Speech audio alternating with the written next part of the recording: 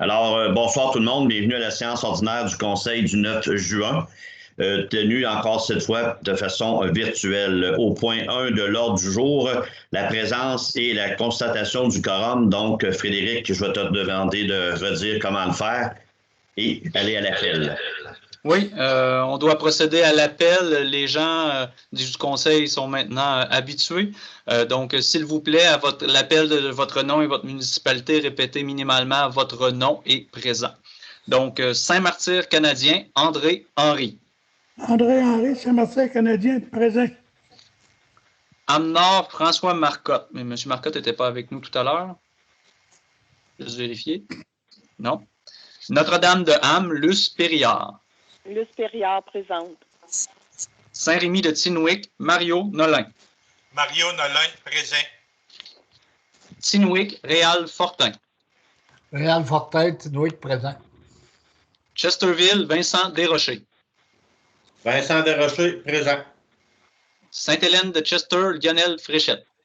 Lionel Fréchette, présent. Saint-Norbert d'Athabasca, Marcel Bélanger. M. Bélanger n'était pas là tout à l'heure non plus. Saint-Christophe d'Arthabasca, Michel Larochelle. Michel Larochelle, présent. Victoriaville, André Bellavance. André Bellavance, présent. Warwick, Diego Scalzo. Diego Scalzo, présent. Saint-Albert, Alain Saint-Pierre. Alain Saint-Pierre, présent. Dominique Poulain. Dominique Poulain, Saint-Albert, présent. Sainte-Élisabeth de Warwick, Janine Moisan. Janine Moisan, présente. Kinzéphal, Micheline Lampron. Pardon, c'est Christian Côté qui est là ce soir avec nous, je crois. Christian Côté, présent. Sainte-Séraphine, David Vincent. David Vincent, présent. Sainte-Clotilde Horton, Simon Boucher. Simon Boucher, présent. Saint-Samuel, Camille Desmarais. Monsieur Desmarais, si vous voulez le mettre dans le clavard. Merci, Monsieur Desmarais. Saint-Valère, Marc Plante.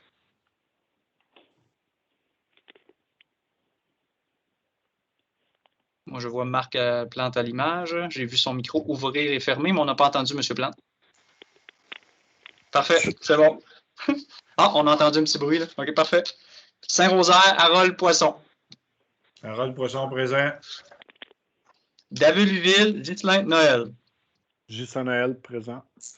Maddington Falls, Ghislain Brûlé. Ghislain Brûlé, présent. Et Saint-Louis de Blanford, Yvon Barrette. Yvon Barrette, présent, le corps est disponible. Nous avons quorum, Monsieur le Préfet. Oui, merci. Je vous rappelle aussi, en passant de tout le monde, fermez vos haut-parleurs, votre son. Au point 2, c'est l'adoption de l'ordre du jour tel que vous l'avez reçu. Il n'y avait aucun ajout, aucun retrait. Donc, ça me prendrait, si vous êtes d'accord, un proposeur et un secondeur. Yvon propose et un secondeur. Madame Moisan, seconde. Merci.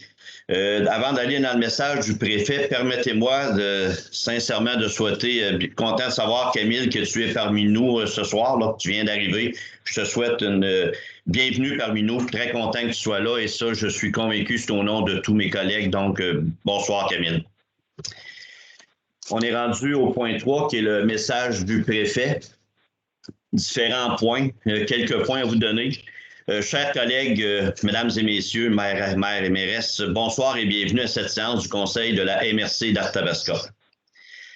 Sujet Kamloops. Nous avons tous été consternés d'apprendre la découverte de 215 dépouilles d'enfants dans un ancien pensionnat situé à Kamloops. À l'image de plusieurs organisations, la MRC d'Arthabasca est choquée par cette situation et nous tenons à exprimer nos vœux de solidarité et de soutien envers la population autochtone au lendemain de cette découverte. À titre d'élu, cet épisode nous rappelle l'importance d'être vigilant et de prendre soin de notre monde pour prévenir des incidents malheureux. Je vous invite à avoir une pensée en guise de solidarité envers les Premières Nations.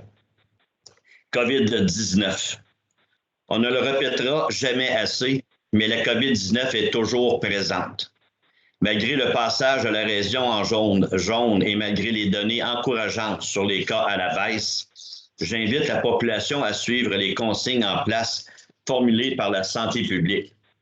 Il est toujours possible de prendre rendez-vous pour se faire vacciner et j'encourage les gens qui le peuvent à devancer leur deuxième vaccin pour s'assurer de limiter et retirer les consignes sanitaires en place. Tigres de Victoriaville. Les amateurs de hockey de la région ont suivi avec beaucoup d'intérêt le parcours en séries éliminatoires des Tigres de Victoriaville. Ce samedi, nos Tigres ont remporté en 6 matchs la grande finale de la Ligue de hockey junior majeure du Québec. La dernière saison a été remplie d'embûches, mais il faut souligner la détermination, le caractère et la résilience de cette équipe. Bravo à toute l'organisation. Vous êtes une réelle source de fierté pour l'ensemble de notre belle région. Fin d'année scolaire. Au cours des prochains jours, plusieurs étudiants et étudiantes termineront leur année scolaire. Au cours des derniers mois, nos jeunes ont fait preuve d'une résilience extraordinaire. Au nom de l'Assemblée des maires et mairesses de la MRC d'Arthabasca, je tiens à les féliciter pour leur engagement, leur persévérance et leur immense capacité d'adaptation dont ils ont fait preuve. Nous sommes très fiers de votre parcours et j'invite la population à signifier leur fierté envers nos jeunes. Rentrée scolaire. Certains jeunes ne voudront pas que j'aborde le sujet, mais il est déjà temps pour certains de préparer la rentrée scolaire, puisque cette période de l'année peut être difficile pour certaines familles en situation financière précaire.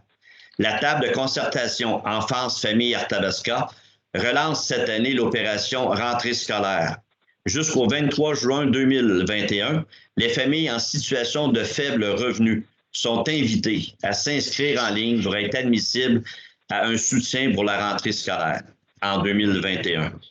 En 2020, 137 familles, dont 339 étudiants des niveaux préscolaires, primaires et secondaires, ont pu bénéficier d'une aide pour l'achat d'articles scolaires. Les détails se trouvent sur le site de la MRC d'Arthabasca. Cannabis. En collaboration avec les organismes du milieu et la télévision communautaire des Bois-Francs, la MRC d'Arthabasca propose 4 nouvelles capsules vidéo abordant différents enjeux liés au cannabis, soit la santé, la législation, la dépendance et la présentation des organismes du milieu qui interviennent auprès des citoyens sur le territoire de la MRC d'Arthabasca. Les capsules peuvent être visionnées en ligne dès maintenant et seront présentées sur les ondes de la télévision communautaire à compter du 15 juin. Cette initiative est rendue possible grâce à un soutien financier accordé par le ministère des Affaires municipales et de l'Habitation. Je tiens à souligner le travail des différents organismes à l'œuvre sur notre territoire pour notre population.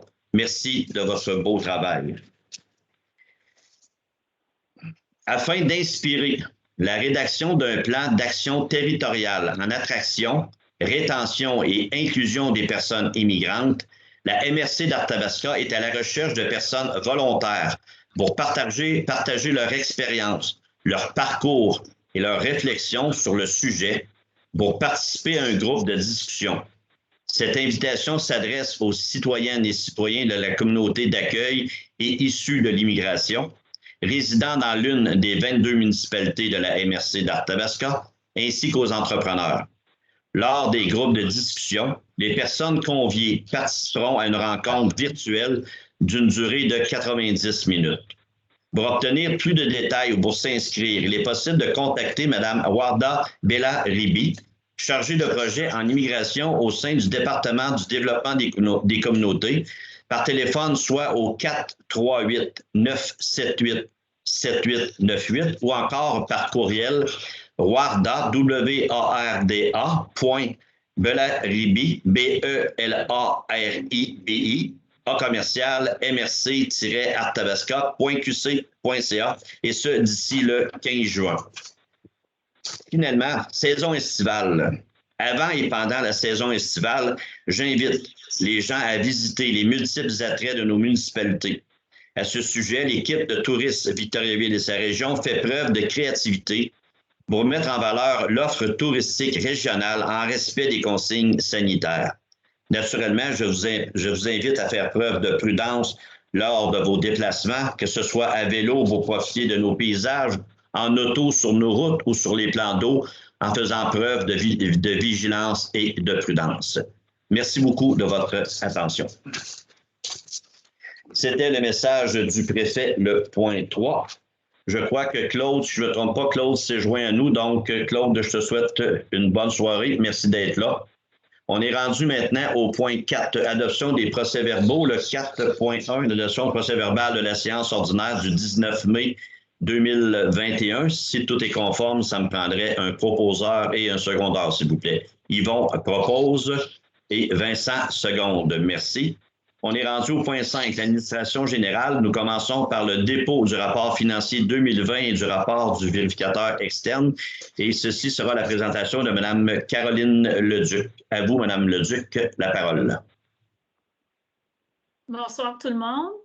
Donc, ce soir, ça me fait plaisir d'être avec vous. Je vais vous présenter le rapport financier pour l'année 2020. On a tout d'abord le rapport d'auditeur qui a été émis sur le rapport financier. J'en ferai pas la lecture complète, seulement vous mentionner la phrase où on vient donner notre opinion et qui est une opinion sans réserve.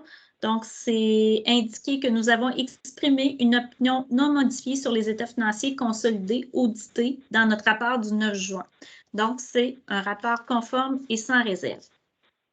Au niveau des revenus de fonctionnement pour l'année 2020 pour la MRC, donc on a eu des revenus de fonctionnement de 12 430 170, des charges, des dépenses de 11 137 783. Ensuite, on a ça inclut des dépenses d'amortissement qu'on vient ajouter pour 127 424. On retire également dans les opérations qui concernent le FLI et le FLS qui doivent être présentés dans les résultats de la MRC. On a fait des remboursements en capital sur la dette de 697 700. On a fait des investissements pour 13 848. On a eu un excédent qui a été affecté, donc l'équilibre budgétaire qui avait été prévu lors de l'adoption du budget 2020 pour un montant de 342 000. Et c'est ce qui fait que nous terminons l'année, incluant cette affectation pour le budget de 342 000, avec un excédent de 1 049 639 pour l'année 2020. Donc, bien évidemment, comme on l'a mentionné, il y a une partie des dépenses qui avaient été prévues là, au budget 2020 qui n'ont pas eu lieu là, dû aux circonstances de la pandémie du COVID. Donc, ces montants-là vont être reportés ultérieurement. Et ce surplus-là se divise également dans les différentes fonctions de la MRC. Donc, ce n'est pas un surplus global, c'est pour différents projets et fonctions. Je vais vous mentionner, les revenus proviennent principalement dans les grandes sections. Donc, les revenus de la MRC ont été pour les quotes-parts un montant de 5 758 104 dans l'année. Des transferts reçus pour 5 573 500. Des services qui ont été rendus pour 550 300. Des revenus de placement sur l'investissement sur les avances faits avec la SDDA pour 195 800. Et autres divers revenus regroupés pour un montant de 352 200. Donc, c'est un total de revenus de 12 millions qu'on a vu à la première section, de 12 430 170. Dans les dépenses, eh bien évidemment, tout dépendant des fonctions, ça se divise par fonction. Principalement, les dépenses sont au niveau de l'évaluation. Des matières résiduelles parce qu'on gère au niveau des redevances de matières résiduelles qui sont remises aux municipalités. On a tout ce qui concerne la promotion, le développement économique et divers projets qui sont gérés aussi par la MRC pour le FDT et la SHQ. Au niveau des investissements, tantôt je vous ai dit que ça représentait un montant de 13 848. Les investissements concernent dans l'année des achats d'équipements informatiques et de mobilier de bureau qui ont été faits au courant de l'année pour les différents services de la MRC. Si on termine avec le bilan, donc l'état de la situation financière au 31 décembre pour la MRC. Donc, on a évidemment dans le bilan de la MRC, ça inclut le fonds local, donc d'investissement, le FLI et le FLS, et cette année, le nouveau fonds au niveau d'urgence qui a été mis par le gouvernement dû à la COVID. Donc, au total, les actifs financiers de la MRC, donc ce qui concerne la trésorerie, donc les montants reçus pour différents projets là, qu'on a à gérer au niveau de la MRC. Donc, au 31 décembre, la trésorerie, donc les placements et l'encaisse représentaient 4 500 000. On avait des débiteurs donc pour 3 166 000. Et on avait notre participation dans la MRC, pas dans la MRC, pardon, dans la SDDA pour 21 644 000. Ensuite, au niveau des passifs, on avait une dette à long terme qui représentait 13 375 000. On avait également des passifs pour autres passifs pour 4 700 000. Ces passifs-là sont constitués, près de 50 représentent des revenus qui sont reportés pour différents projets, comme je vous le mentionnais, qui sont gérés par la MRC. Ce qui fait qu'on dégage une dette nette de 11 876 000. Donc, pas une dette nette, un actif net, pardon. J'ai nommé trop de chiffres là, depuis tantôt. Un actif net financier de 11 876 000. Si on va maintenant au niveau des surplus, donc le surplus accumulé qui est non affecté pour la MRC représente 2 448 500. Ça exclut les surplus qui concernent le FLI et le FLS. Le montant est vraiment uniquement pour la MRC. Et ce surplus-là se divise par différentes fonctions et parties. Donc, ce n'est pas nécessairement un surplus qui est attribuable à toutes les municipalités, à toutes les participations. Donc, ça dépend au niveau des fonctions. Et on a également un excédent qui est réservé pour le budget 2021, qui a été adopté là, lors du budget, pour 457 300. Donc, ça représente les actifs de la MRC en date du 31 décembre. Au niveau du surplus aussi, ce que je peux mentionner à 2 448 000, comme je vous disais, c'est un surplus qui est constitué pour toutes les parties, toutes les fonctions, pas nécessairement à l'ensemble de toutes les municipalités. Et si on regarde avec le budget qu'on a au niveau de la MRC, un budget de près de 12 500 000, il est normal de se créer un budget, là, une réserve pour soit des projets ou des investissements, des avances de fonds qu'on devrait faire d'environ un 15 %. Donc, sur le 2 448 000, là, il y a facilement 1 900 000 qui est un surplus qu'on doit s'attribuer pour gérer, pour fonctionner avec la MRC. Et comme je vous disais, ces surplus-là ne sont pas dans le 2 448 000, ce n'est pas pour l'ensemble des parties, mais bien pour tout dépendant des sections de la MRC. Est-ce que vous avez des questions? C'est bien, pas de questions. Ça faisait le tour, Mme Leduc. Oui. Merci beaucoup de votre présentation, puis je vous souhaite une très belle soirée. Merci beaucoup. Bonne fin de rencontre. Merci beaucoup. Je vous quitte. Bonsoir. Bonsoir. On poursuit avec le 5.2, l'aide financière à la MRC dans le contexte de la pandémie de la COVID-19, et c'est Jason qui va nous faire un résumé. Oui, Pascal? On a besoin d'un appuyeur, d'un proposeur d'un appuyeur pour le rapport financier. Excusez-moi, bien sûr. Un proposeur, David propose et Harold seconde. Merci de me remettre à l'ordre, Pascal Audry. Donc, Jason, je te laisse la parole. Donc, bonsoir à tous. Je vais partager mon écran un petit instant et voilà. Donc, je vais vous présenter le plan d'investissement qu'on suggère pour l'aide financière que la MRC a reçue dans le cadre de la pandémie. Avant tout, je vais vous faire une petite mise en contexte. Les municipalités du Québec ont eu une aide totalisant 800 millions de dollars dans le contexte de la COVID au cours de l'automne 2020. Les MRC ont pour leur part reçu une aide globale de 80 millions de dollars à se partager. Et la MRC d'Arthabasca a reçu pour sa part 761 476 $ en avril dernier. Cette aide-là a pour but, dans un premier temps, de pallier les dépenses qui ont été occasionnées par la COVID, mais également de s'adapter technologiquement à travailler à l'ère du numérique et à s'adapter pour le télétravail. Donc, que ce soit achat de matériel, logiciel, adapter nos processus pour les axer davantage vers le numérique, aménager les espaces de travail pour s'assurer d'avoir le dégagement suffisant du point de vue sanitaire. On peut aussi ajouter que le gouvernement du Québec a adopté une stratégie de transformation numérique gouvernementale.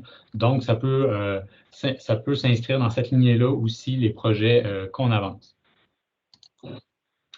La démarche qu'on a utilisée pour arriver au plan qu'on suggère, dans un premier temps, c'était de cerner les problématiques et les besoins des divers départements. Pour ce faire, on a consulté les membres de la direction à plusieurs reprises. On a eu plusieurs soumissions de fournisseurs, la présentation de plusieurs solutions, on a comparé les coûts. On va encore recevoir d'autres soumissions pour certains des projets qui sont dans le plan. On a fait un tri selon la pertinence des projets en fonction des coûts versus bénéfices. Puis, par la suite, on a hiérarchisé chacun des projets restants selon un ordre de priorité allant de 1 à 3. 3 étant également important, mais qu'on peut se permettre un peu plus de retarder dans le temps. Donc, de façon sommaire, le plan se divise en plusieurs blocs. Dans un premier temps, je peux dire qu'on a eu une aide reçue de 761 476, on le voit à la gauche.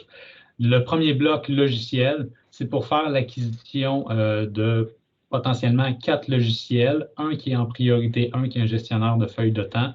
Les autres vont se peaufiner au fil du temps selon les soumissions qu'on va recevoir. Par la suite, on a un bloc de formation afin de bien utiliser l'outil informatique déjà en place pour le département de l'évaluation. Donc, c'est de la formation qui va être donnée aux techniciens, mais qui sera également transposable pour si on va vers un autre logiciel dans le futur aussi. Il y a un bloc majeur qui est la numérisation de nos archives, donc la création d'une voûte numérique. Il s'agit de faire appel à des experts pour amener notre passé à l'ère du numérique sur le serveur, mais également structurer notre travail à venir. Il s'agit de prendre la bonne structure informatique et mettre tous les nouveaux documents qui vont arriver vers le numérique. Pour ce faire, on suggère aussi l'embauche d'une archiviste. Il y a également le logiciel nécessaire pour ce bloc-là, ainsi que la mise à niveau du matériel déjà en place. On parle de la mémoire qui va être nécessaire pour le serveur.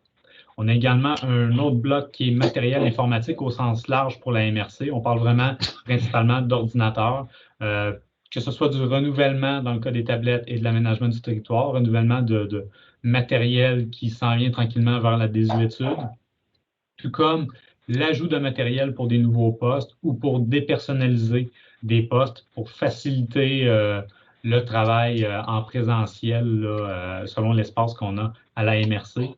Il y a également 2 blocs qui sont priorité 3, donc qui peuvent attendre un petit peu, soit la mise à niveau de nos salles de conférences pour avoir des conférences hybrides et un système de caméras de sécurité. On a un bloc de cybersécurité qui consisterait à avoir un audit et amener des solutions pour être le plus à jour possible au niveau cybersécurité. On a un bloc fibre optique qui sert à avoir une cartographie du réseau, mais aussi du matériel supplémentaire pour éviter les pannes. On a l'ajout d'une ressource temporaire aux ressources humaines, c'est-à-dire le bloc ressources humaines, on a l'ajout d'une ressource qui est un coordonnateur ressources matérielles qui pourrait aider là, à chapeauter chacun de ces projets-là et coordonner les divers achats. Et finalement, on a un bloc bâtiment selon lequel on aimerait faire une réfection de la zone qu'on dit la zone des guichets pour en faire un espace de 5 à 6 bureaux. Le tout totalise d'ici la fin 2022, parce qu'on a jusqu'à la fin 2022 pour investir, le tout totalise une somme estimative de 726 854 $ selon ces diverses priorités-là. Le tout est appelé à évoluer dans le temps, notamment au niveau des priorités 2 et 3.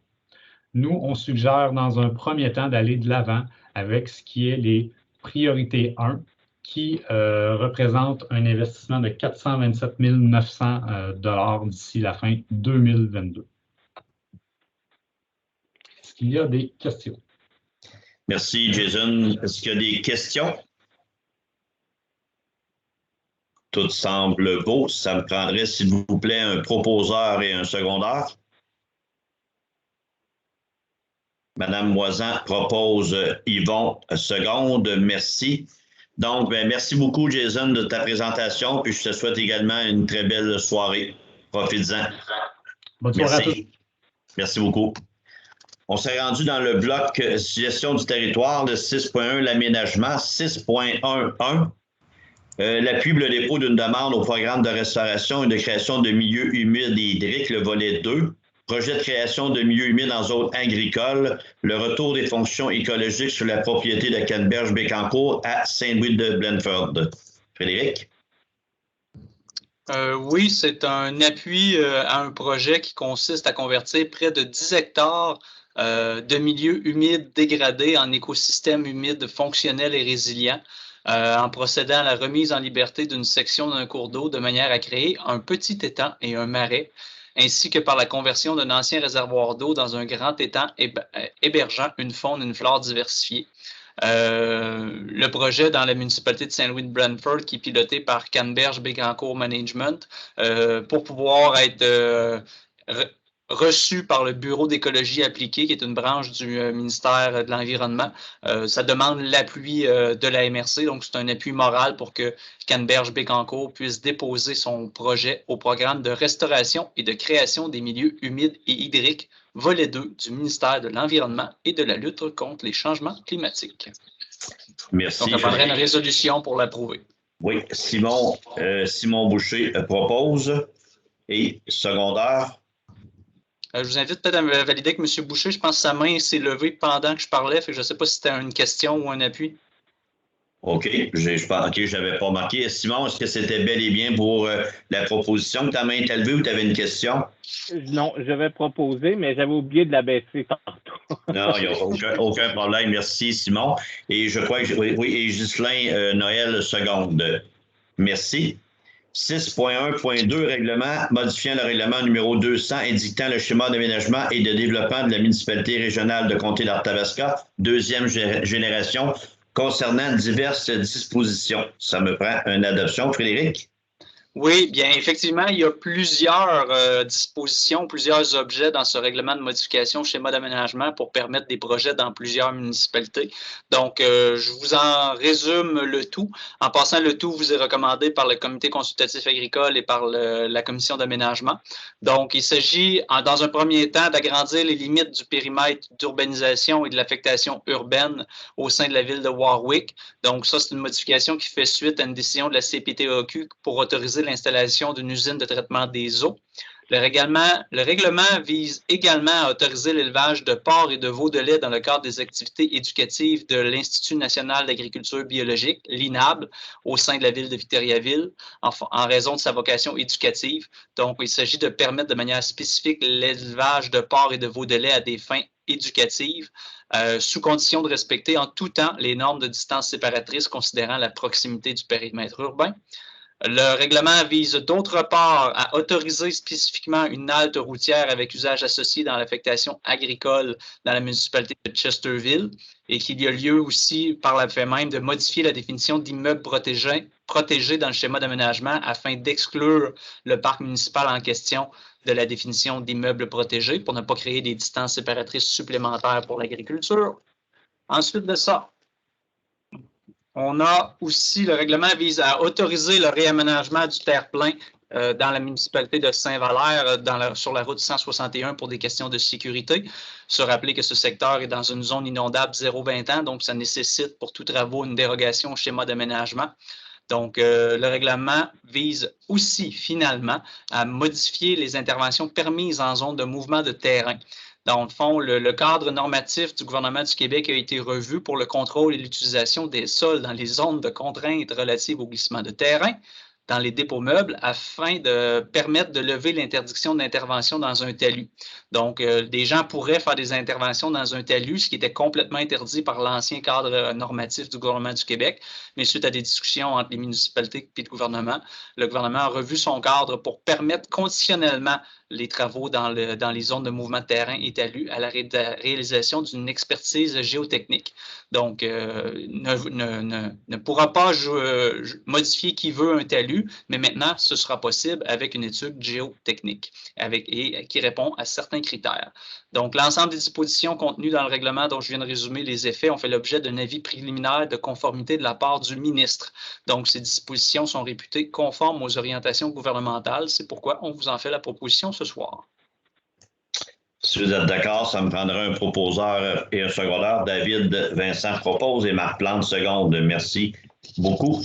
Dans les 6.1.3, maintenant, c'est des émissions de certificats de conformité. 6.1.3.1, règlement numéro 080-2021 de la municipalité de la paroisse de Saint-Christophe d'Arthabasca, certificat de conformité. Frédéric? Oui, c'est un règlement qui vient modifier le règlement de zonage numéro 03-2013 de la municipalité de Saint-Christophe. Donc, le règlement vise à autoriser l'usage de services de plomberie, chauffage et climatisation et ventilation dans la zone C8 et de préciser aussi les normes relatives aux projets d'agrandissement situés à l'intérieur des zones du plan d'aménagement d'ensemble. Le tout est conforme au schéma. Proposeur, s'il vous plaît, secondaire. Michel propose. Vincent propose et Harold le seconde. Harold Poisson seconde. Merci. 6132, un autre certificat de conformité pour la résolution numéro 268-05-21, cette fois-ci de la ville de Victoriaville. Oui, c'est un projet qui est fait en vertu du règlement relatif aux projets particuliers de construction, de modification ou d'occupation d'un immeuble.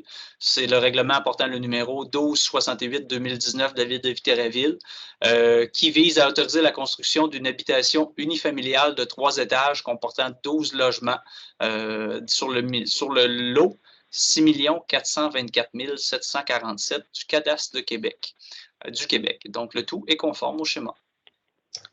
Proposeur André Henry, secondaire Diego Scalzo. Merci.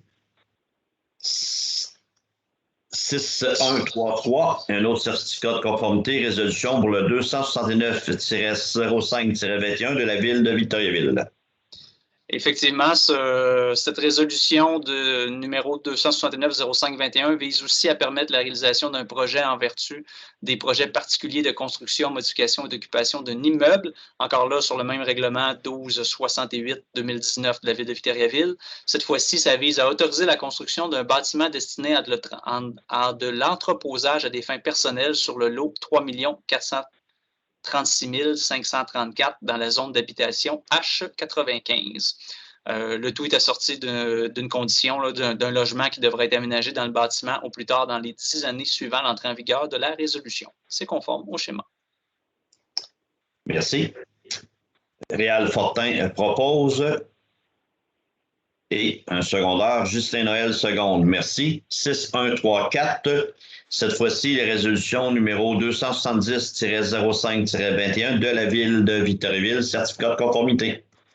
Donc, encore ici, en vertu du même règlement 1268-2019, la ville de Victoriaville désire permettre la construction d'un bâtiment servant de station de pompage sur une partie du lot 3 436 611 du cadastre de Québec dans la zone récréative REC 804. Mais au-delà de ça, c'est pour plus précisément, c'est afin de permettre l'ajout de gicleurs dans la meunerie de Vivaco Groupe Coopérative située sur le lot adjacent, là, 3 434 599. Donc, c'est pour permettre meilleure sécurité contre la prévention et les interventions incendie. Merci.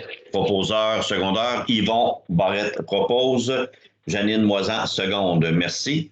Cette fois-ci, c'est 6135, c'est le règlement numéro 2021-17 de la ville de Kings et Falls, un certificat de conformité. Frédéric?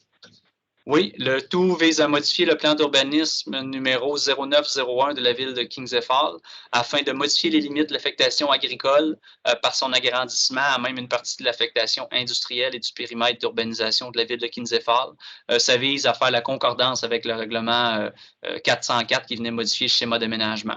Donc, et les diverses dispositions dans ce règlement. Donc, c'est conforme au schéma également. Merci. André Henry propose. Ça me prendrait un secondaire, s'il vous plaît. Simon Boucher, seconde. Merci. 6136, règlement numéro 2021-18 de la ville de Kings Hall. Encore une fois, un certificat de conformité.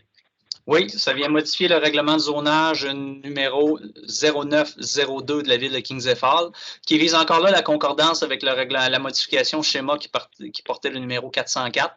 Ça va permettre à la ville de Kings Hall d'autoriser des classes d'usage d'habitation unifamiliale isolées, services associés à l'habitation, commerce associé à l'habitation, artisanat associé à l'habitation et fermettes dans une nouvelle zone, la 50A, et de restreindre le nombre d'habitations unifamiliales autorisées dans la zone A3. Donc, c'est conforme au schéma. Merci. Proposeur secondaire. Harold Poisson propose. André Bellavance, seconde. Merci. Et finalement, le 6137, règlement 347, 348, 349, 350 et 351 de la municipalité de Sainte-Élisabeth de Warwick pour une confirmation de conformité.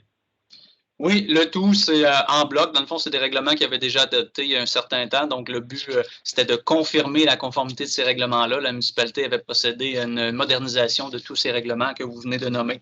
Donc, ça venait remplacer et mettre à jour, dans le fond, le plan d'urbanisme, le règlement de zonage, deux règlements de zonage, un règlement de lotissement et le règlement de construction, le règlement de permis et certificat.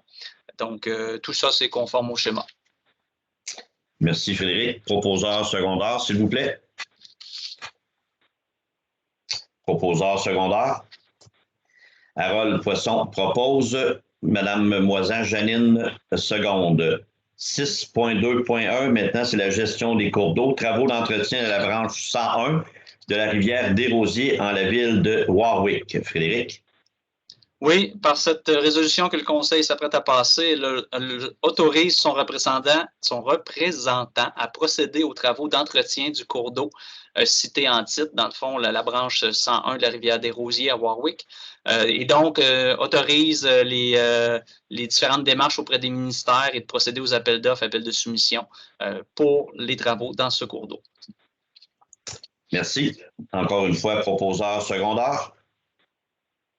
Michel Larochelle propose. Marc Plante, seconde. Merci. 6.2.2, travaux d'entretien de la rivière des Rosiers en les villes de Warwick et Kingsley Falls, ainsi que les municipalités de Saint-Albert et Sainte-Élisabeth de Warwick. Frédéric? Par cette résolution, la MRC autorise son représentant à procéder au dépôt de l'avis de projet au ministère de l'Environnement concernant le projet en titre, car ce dernier devra être soumis à la procédure d'évaluation et d'examen des impacts sur l'environnement. Et pour ce faire, le Conseil autorise aussi le versement d'un montant de 1 459.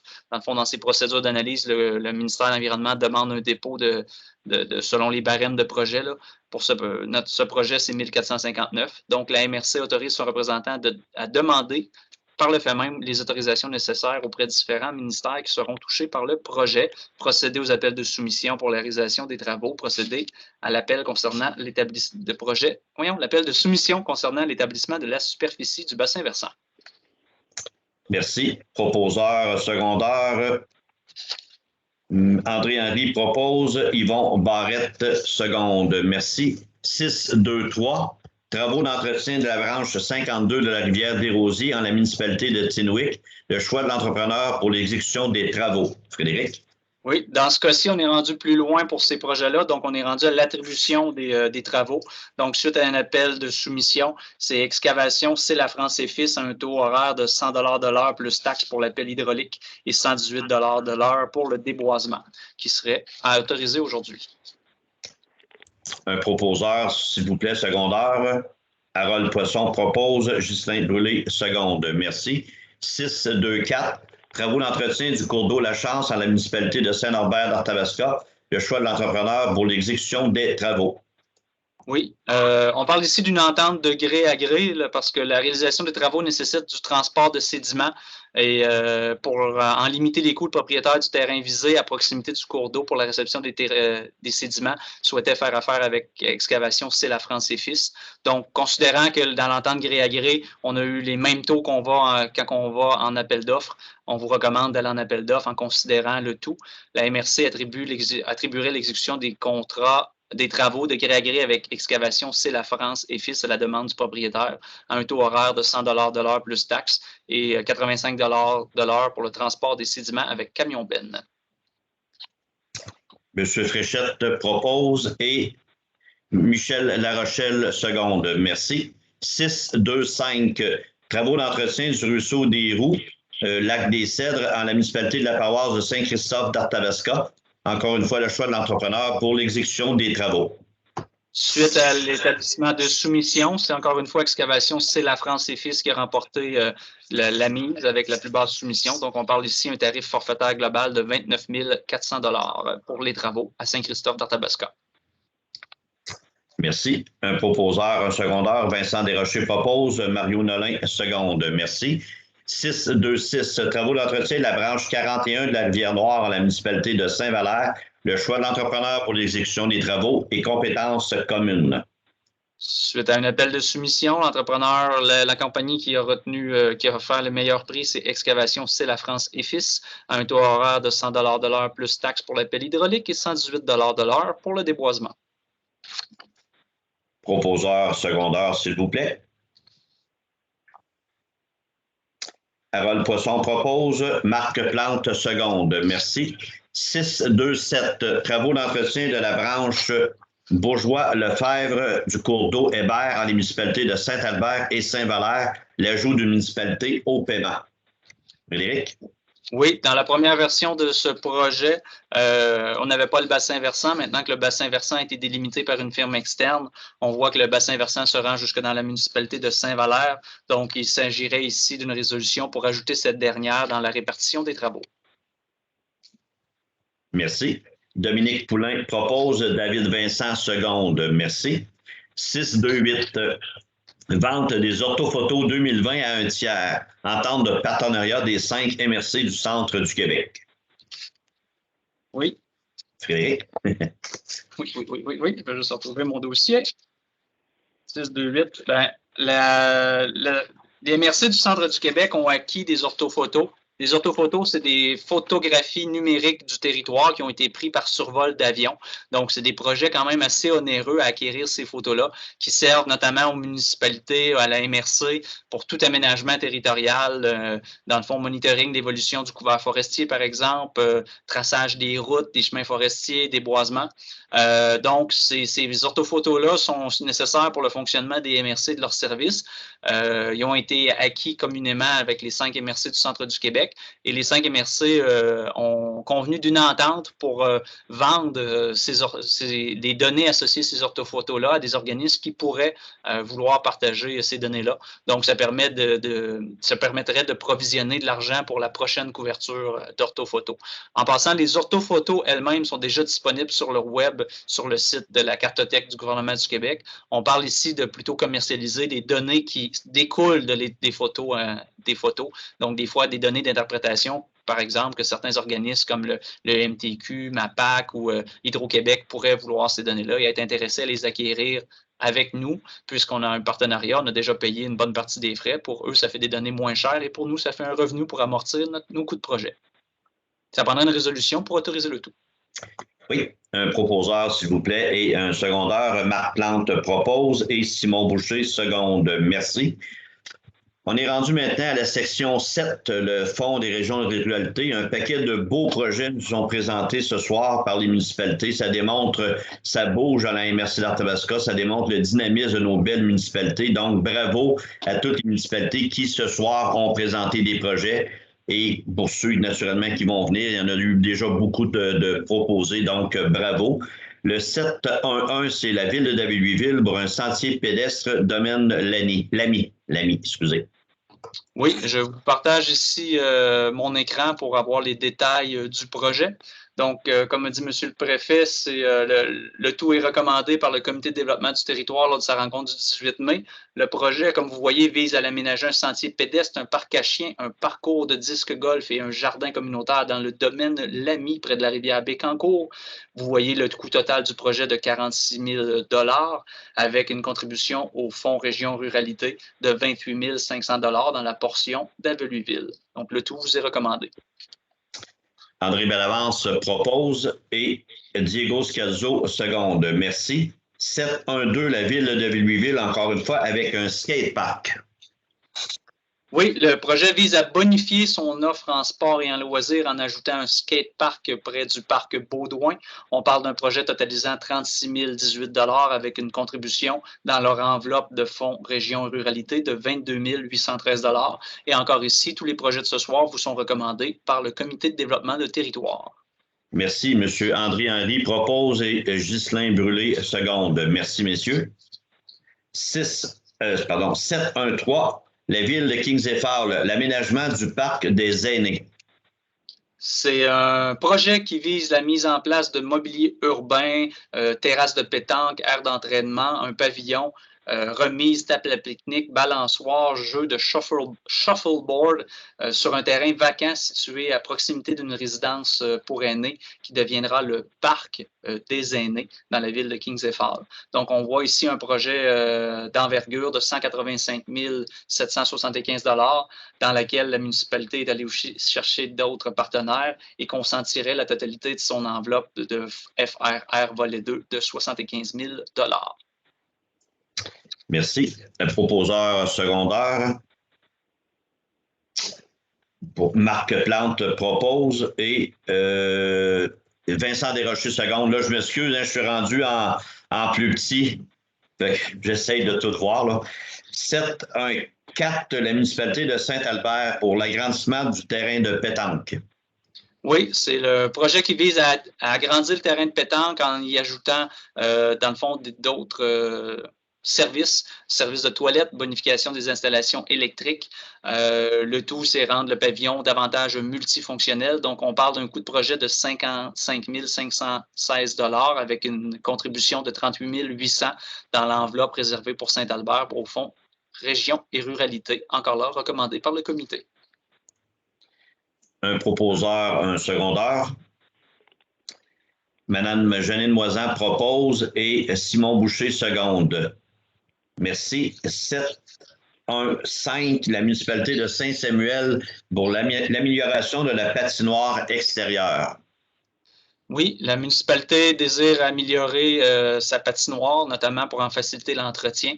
Donc, on parle d'un projet qui a l'objectif de sécuriser la patinoire en ajoutant un filet de protection, des abris, des bancs pour les joueurs et également vise à doter le secteur d'un système de boyaux, d'un dévidoir.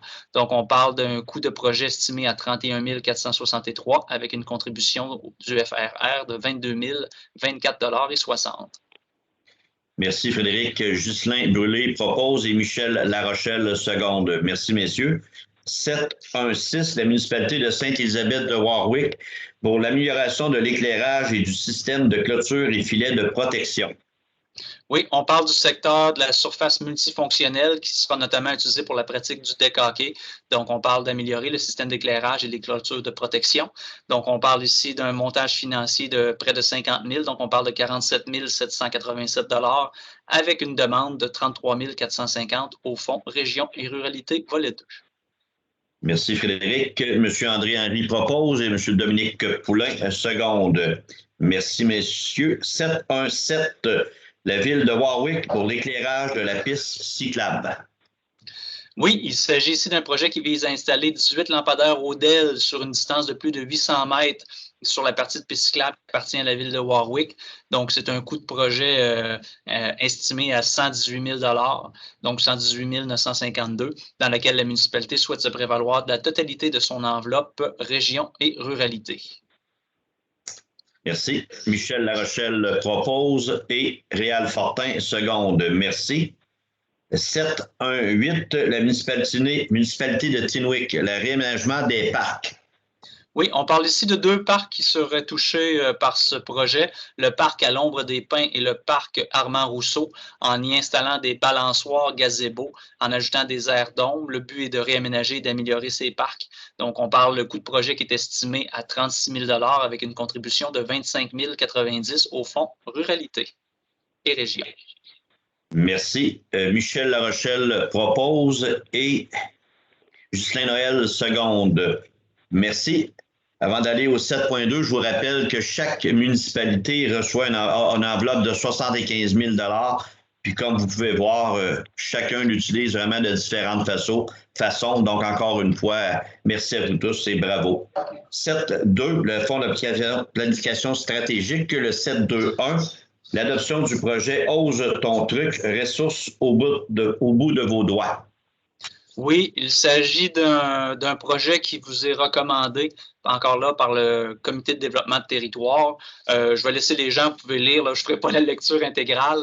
Le promoteur, c'est la table de concertation enfance-famille qui regroupe des membres, on pourrait dire, de la petite enfance dans la région, que ce soit des CPE, des organismes communautaires qui donnent des services à la famille.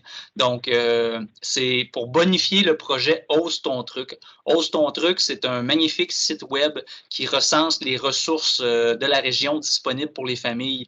Mais Ose ton truc est un site web qui a eu beaucoup d'énergie pour le mettre en place et maintenant qui mérite un petit peu d'amour pour le rehausser et surtout le faire connaître. Donc, vous voyez dans les axes stratégiques, on parle d'accroître la visibilité et la notoriété. Donc, si je pense, qu'est-ce qu'Ose ton truc? C'est un moteur de recherche. Donc, pour trouver Ose ton truc, vous allez dans tout moteur de recherche qui vous est familier, que ce soit Google, Bing ou n'importe quel moteur de recherche. Tapez Ose ton truc, vous allez tomber sur osetonTruc.ca, je crois.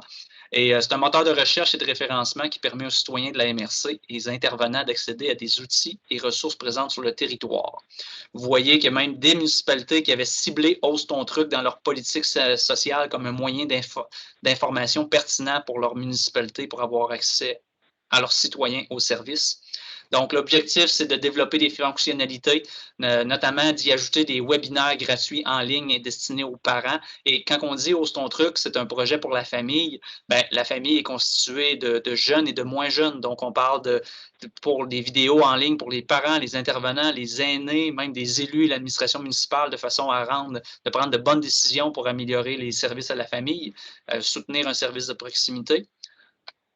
Le projet vise également le volet communication, comme je vous l'ai mentionné. Dans le fond, c'est bien d'avoir un répertoire qui recense et que les gens qui vont sur ce répertoire-là en sont impressionnés. Encore faut-il que plusieurs personnes connaissent, donc que tous les gens de notre région connaissent ce répertoire.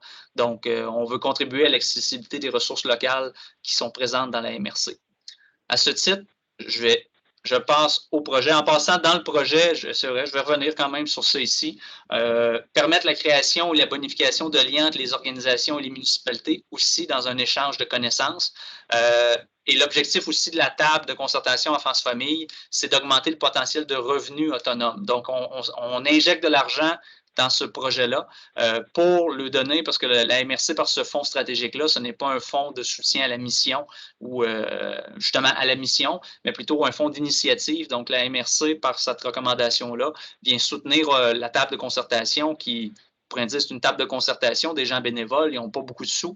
On vient leur donner un coup de pouce pour optimiser leur outil, puis éventuellement aussi générer des revenus par le placement de publicité ciblée qui permettrait à des organismes qui veulent s'adresser à la famille de faire quelques publicités ciblées. Le montage de projet, c'est un projet total de... Attends un petit peu, ma vignette à cache là. Bon, un projet total de 33 690. Donc, on parle dans la mise de fonds du promoteur d'un 1 700, contribution aux ressources humaines 3 000. On parle d'une mise de fonds, d'une participation du Fonds de développement stratégique à hauteur de 80 % pour un 26 950. Comme j'ai mentionné, le tout vous est recommandé par votre comité de développement de territoire. Merci. Monsieur Lionel Fréchette propose et le surveillant de part, on est rendu un secondaire, s'il vous plaît. Et Yvon Barrette, seconde. Merci, messieurs. Au point 8, le schéma de couverture de risque et d'incendie, l'adoption du rapport d'activité 2020 présenté au ministère de la Sécurité publique. Frédéric. Oui, à chaque année, la MRC doit adopter un rapport consolidé des rapports des services incendies de tout le territoire. C'est un rapport annuel. Fait à souligner, les gens ne s'y attendraient peut-être pas, mais la pandémie de COVID a eu un impact sur nos services de sécurité incendie qui ont dû cesser certaines de leurs activités qui sont au demeurant essentielles pour assurer la qualité des services, que ce soit les entraînements en groupe, que ce soit les formations en classe, mais aussi les plans d'intervention, donc la capacité pour nos préventionnistes d'aller en entreprise, faire des plans d'intervention quand une entreprise, pendant un certain temps, il y a eu du retard qui s'est accumulé sur ça. Les visites résidentielles pour les détecteurs de fumée également. Donc, les services incendies ont travaillé d'arrache-pied quand les normes sanitaires ont permis de recommencer ces visites et ces pratiques-là. Donc, vous rappelez que le rapport annuel, ça a fait la compilation des 88 objectifs en vertu du schéma de couverture de risque incendie. Donc, le tout doit être déposé au ministère de la Sécurité publique. Juste des petites statistiques rapides, là. On parle notamment, là, quand on dit que les services travaillent de plus en plus ensemble, on a noté 133 demandes d'entraide en 2020 entre services. Donc, 133 fois où les services sont intervenus ensemble sur des incendies. Quoi dire d'autre? L'importance de la sensibilisation des citoyens, que ce soit au feu de broussailles, de demander des permis avant de faire des feux de brûlage, le ramonage des cheminées qui est bien important, encore beaucoup de feux associés à des cheminées mal ramonées. Donc, c'est des pertes matérielles importantes pour les gens de la région. À ce titre, cette année, les enjeux qui sont ciblés, c'est la force de frappe. Force de frappe, dans le fond, c'est d'avoir le nombre de pompiers nécessaires pour répondre. Probablement que la pénurie de main-d'œuvre qu'on entend partout se répercute aussi dans nos services incendies. Donc, on invite les citoyens intéressés à servir leur communauté, à préserver la santé et la sécurité peut-être de leur famille, de leurs amis, de donner leur nom à leur municipalité pour être pompiers. Donc, c'est un enjeu, le recrutement des pompiers, la rétention. Comme je mentionnais, la prévention au niveau résidentiel et agricole demeure un enjeu parce qu'on y retrouve encore beaucoup trop de sinistres. Et pas juste dans l'Arthabasca, là, au Québec. Donc, c'est une adoption du rapport à transmettre au ministère. Ce rapport a été adopté par l'ensemble des municipalités et régies qui avaient leur portion. La MRC, on consolide le tout et on envoie ça au ministère. Merci, Frédéric. Un proposeur, un secondaire, s'il vous plaît. Réal Fortin propose et Justin Brûlé seconde. Merci. 9, on n'avait rien reçu, aucune demande. 10, est-ce qu'on avait reçu des périodes, des questions de la population? Non, le site web est fonctionnel. Les gens peuvent poser des questions en toute heure du jour ou de la nuit. Nous n'avons reçu aucune question dans le dernier mois, Monsieur le Préfet. Donc, si je comprends, on serait rendu à la levée de l'Assemblée. Oui. Donc, à vous tous, ça me prendra un proposeur, naturellement, pour la levée de l'Assemblée. Et je vous remercie infiniment. Ce fut une très, très belle soirée. Merci beaucoup, très constructif. Au plaisir, Janine Moisan, la levée de l'Assemblée. Merci tout le monde. Bonne soirée.